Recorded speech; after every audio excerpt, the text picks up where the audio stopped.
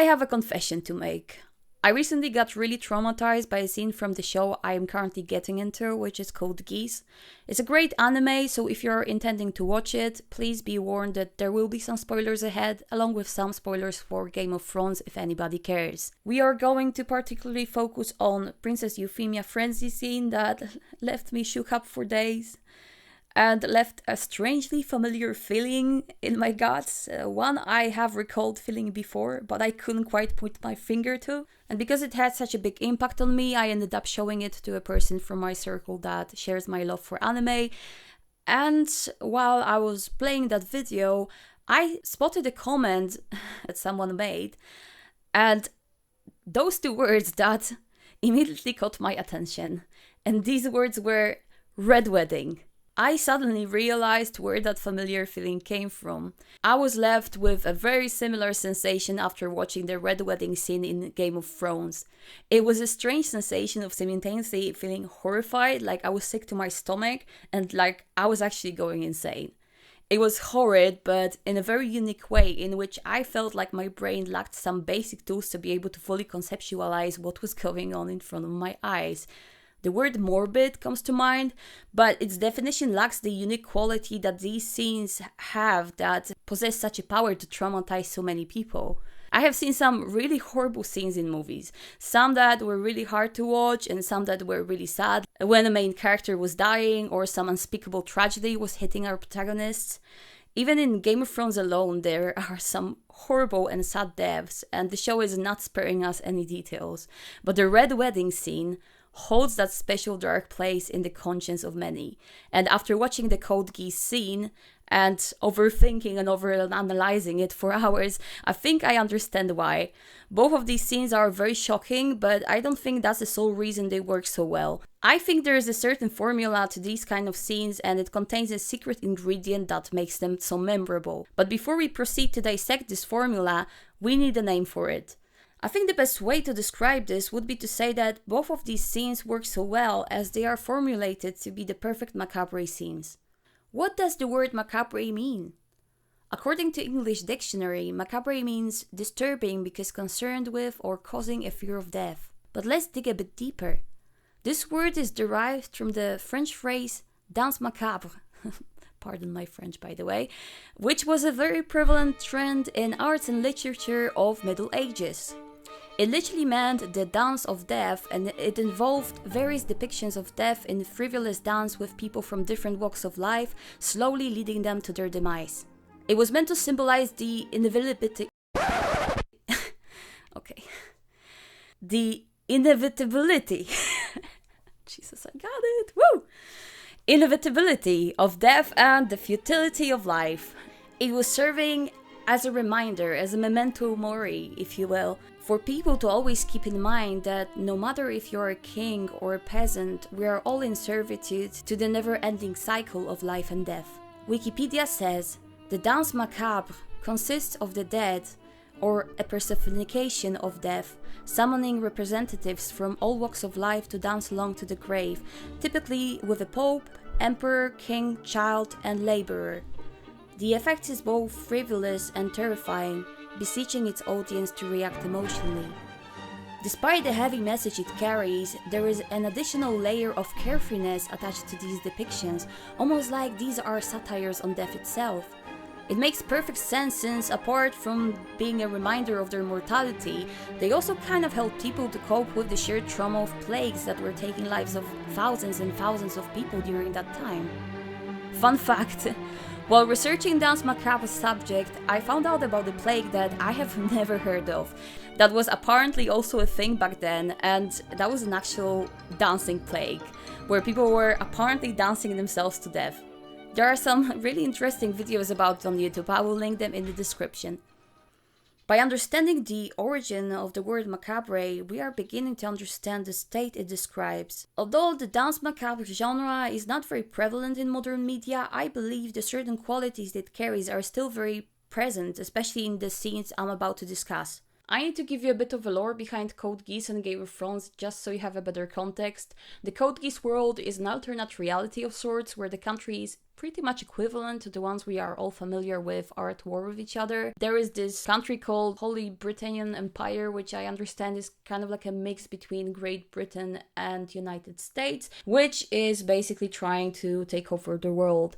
And their conflict with Japan results in victory, and the latter gets erased from the map and rebranded as Zone 11 under the rule of the said Holy Britannian Empire. The people in Zone 11 are being mistreated by their overlords, and our main protagonist manages to create a rebellion that is intending to free Japan.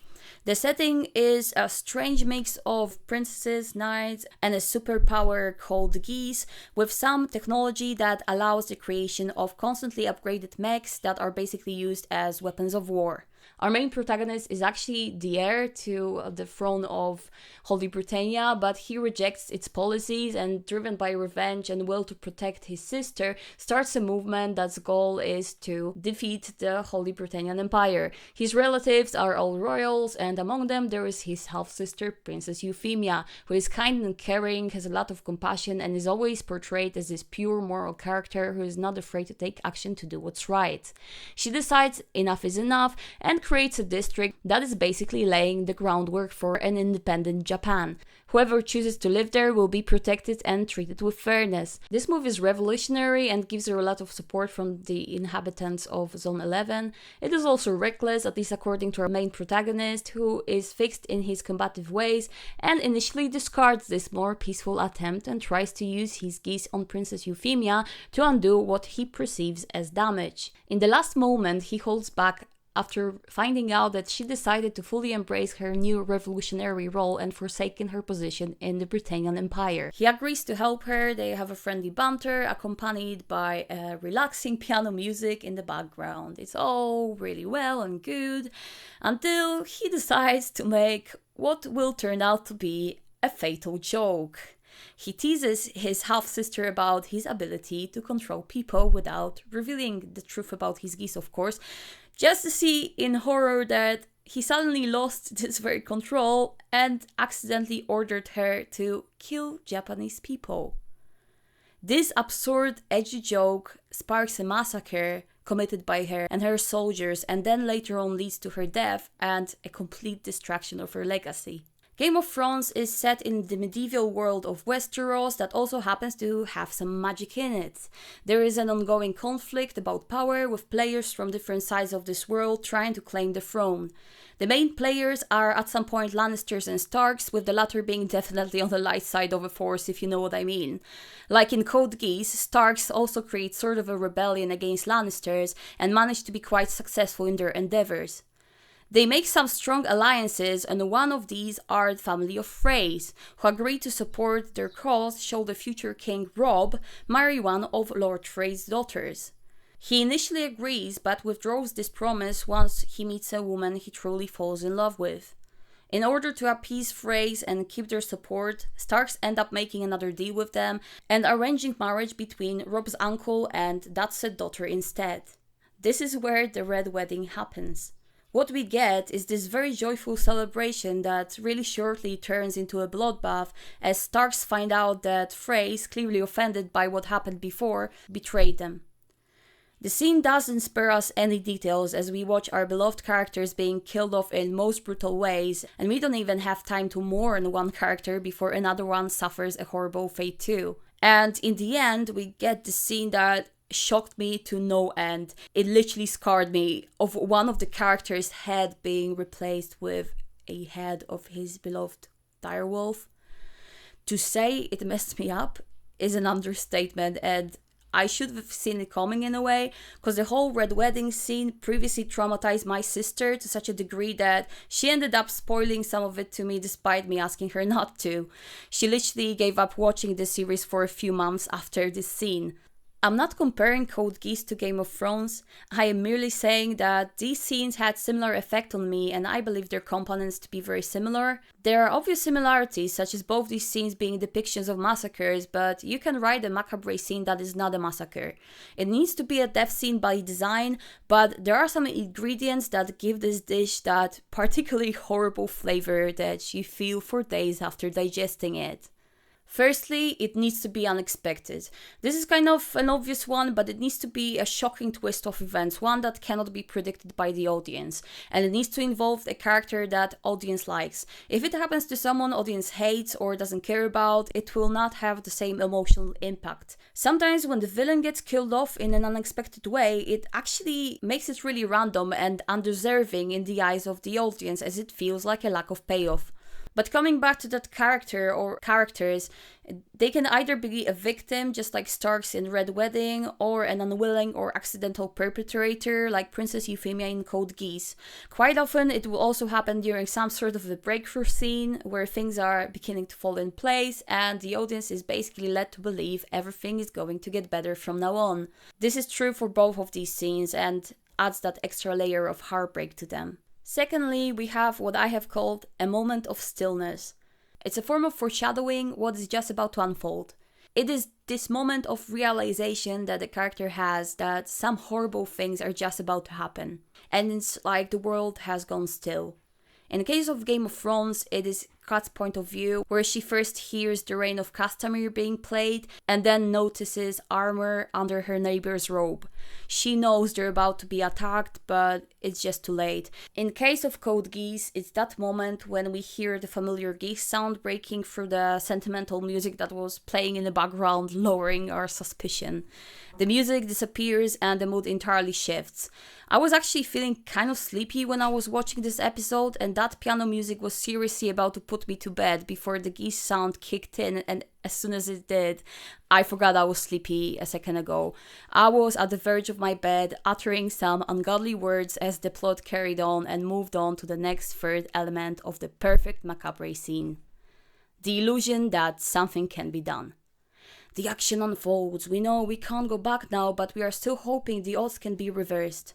Princess Euphemia initially tried to fight off Geass, and I, along with the main character who was basically trying to reverse his own order, was hoping there will be a way for her to fend it off or to be restrained in some sort of way so the horrible ordeal doesn't come to fruition. This quickly changes as she loses her battle to Geass, grabs a gun and attempts to carry out the given order. Our main protagonist is chasing her. We are still hoping that he'll manage to get to her in time. He gets stopped and boom! She shoots her first victim. In case of Game of Thrones, this element, or shall I call it a stage of a macabre scene, starts with Kat trying to warn her family. Her pregnant daughter-in-law gets stabbed and dies, but we are still hoping that Robb and Kat might stand a chance of escaping the situation. We are deluding ourselves, of course, and at the end of illusion that something can be done, there is always a moment of disillusion. There is this almost like a second moment of stillness at the end of the line, where the character realizes that nothing can be done or undone anymore, that this truly is over. In case of Princess Euphemia massacre scene, it's that first shot being fired that kills an elderly spectator, and in Red Wedding scene, it happens right after Robb's death. It's that haunting scream Kat makes when she realizes all is lost. Another crucial element is realism, the brutality of the situation. If you are to be traumatized by the scene, we need to witness it and truly feel its gravity. Because of its nature, it is usually very graphic and the imagery will likely haunt us for days. And now we are getting to that one secret ingredient that makes these type of scenes so memorable. One that gives them that macabre quality and pumps the emotional impact to 11. And that's overlaying the horror with contrasting, opposing emotion. We have our skeletons and death in our dance macabre picture, but it's time to put them in motion. We need to make them dance. The secret ingredient is this carefree quality that gives these kind of scenes such a gruesome contrast. In Princess Euphemia massacre scene, she's actually the one delivering this extra flavor. Because of her kind, sweet nature, it's almost strangely comedic when we see her grabbing a machine gun and doing something that is so completely opposed to her very nature. She does her deed with a warmest smile on her face, one she always wears. There's something really, really disturbing about seeing her committing such a horrible act in such a jovial way, clearly not comprehending the situation she was just put in. The combination of her joy and the horror that is being created has a strange effect. I was honestly feeling like I was going mad. It was really, really shocking. When it Comes to Game of Thrones, we obviously have the very nature of the ceremony. We just witnessed two people getting married, there are celebrations, everybody is really, really happy. This quickly changes, but that joy does not really disappear. Freys are delighted with their action. They are celebrating. The scene with a direwolf head will be honestly stuck in my brain forever, because first of all, the freaky creation of the degenerates that are Freys looked really spooky and messed up, but there was also the whole mood of the scene. Although we see Arya's horror as she watches the body of her beloved brother being paraded through town, the parade itself is a joyous one, with people cheering and celebrating their victory over betrayed Starks. This scene is honestly nightmare-inducing. Although this formula works very well on massacre scenes, it is not limited to it by any means. For example, I don't know if you have watched Dances with Wolves, but there's this scene where main character's beloved wolf gets killed, and that scene has all the elements I have just mentioned. It is unexpected. We have a moment of stillness when John Dunbar wakes up and overhears the soldiers discussing the approaching wolf. We have an illusion that something can be done when John manages to overpower one of the soldiers before being hit in the head. And the secret macabre ingredient gets woven into the scene when we pretty much shift point of view from knocked out John to the soldiers who make a game out of killing the poor wolf. We watch its death through their eyes as they mercilessly shoot bullets while joking around and quarreling. Jesus, I really hate this scene. It is truly heartbreaking and traumatized me as much as the previous ones I have mentioned. Don't get me wrong, not all of the scenes that traumatized us are macabre in nature, but I think this particular flavor of scenes is really interesting to dissect, and I'm glad I got to do it in this video. Do you have any similar scenes in mind? Are there any scenes that you got traumatized by? Or maybe you want to share some other thoughts? If you do, let me know in the comments. Thank you so much for watching. I do realize this video was slightly different and a bit heavier than usual ones I post, but I wanted to try to do something else this time. Storytelling is a huge passion of mine and I love overanalyzing everything. I hope you liked it, and if you did, please give it a like and consider subscribing to my channel. I wish you a very lovely week and I'll speak to you later. Bye!